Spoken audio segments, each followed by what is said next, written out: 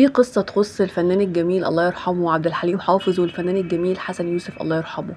قصة مش كل الناس تعرفها، وانا هحكي لكم النهارده قصة جميلة جدا بتبين قد ايه ان هما الاتنين فعلا كانوا عظام جدا باخلاقهم العالية. كان في زمان فيلم اسمه الخطايا. الفيلم ده كان بيجمع ما بين الفنان عبد الحليم حافظ والفنان حسن يوسف. فقبل ما يتعمل الفيلم ده اثناء التحضيرات، هو الفيلم ده كان من اخراج المخرج الكبير حسن امام. فقبل ما يعملوا الفيلم ده كانوا يعني محتارين جدا في مين اللي هيلعب دور عبد الحليم حافظ في الفيلم. ده كان حيرة المخرج وحيرة عبد الحليم حافظ نفسه، لان هما كان قدامهم ترشيحات كتيرة جدا، وكل الترشيحات دي ما كانوش شايفين ان هي مناسبة.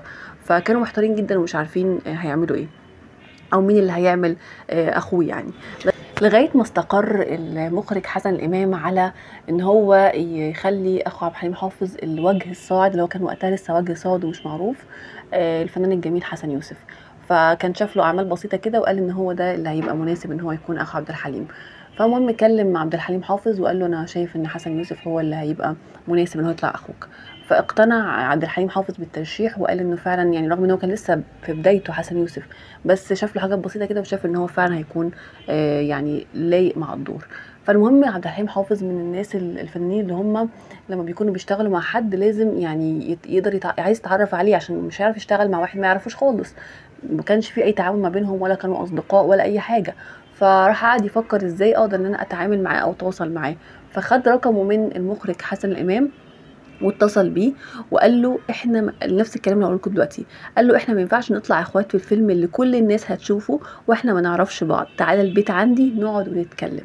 فراح حسن يوسف طبعا فرح جدا بالمكالمه دي وما كدبش خبر، وراح فعلا جري على بيت عبد الحليم حافظ، وكان فرحان جدا جدا جدا. وفعلا قعدوا مع بعض وقضوا اليوم كله مع بعض وكانوا مبسوطين وقعدوا يتكلموا ويهزروا وكده.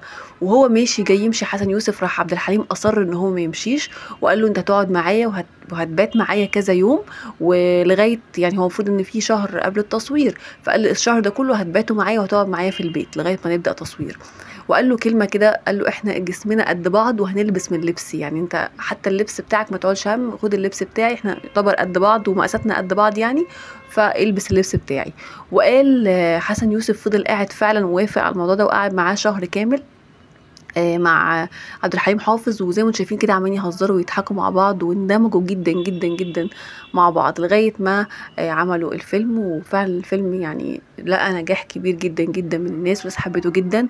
فدايما حسن يوسف بعد ما يخلص الفيلم دايما كان بيفتكر الاوقات واللحظات اللي كان بيقضيها مع عبد الحليم حافظ في بيته، وقد ايه يعني بالنسبه له دي كانت ذكريات جميله وايام شايفها جميله جدا، لان مش كل الفنانين ممكن يعملوا حاجه زي كده او يبقوا قريبين جدا جدا من الناس اللي حواليهم او الكاست اللي حواليهم اللي هيمثلوا معاه يعني.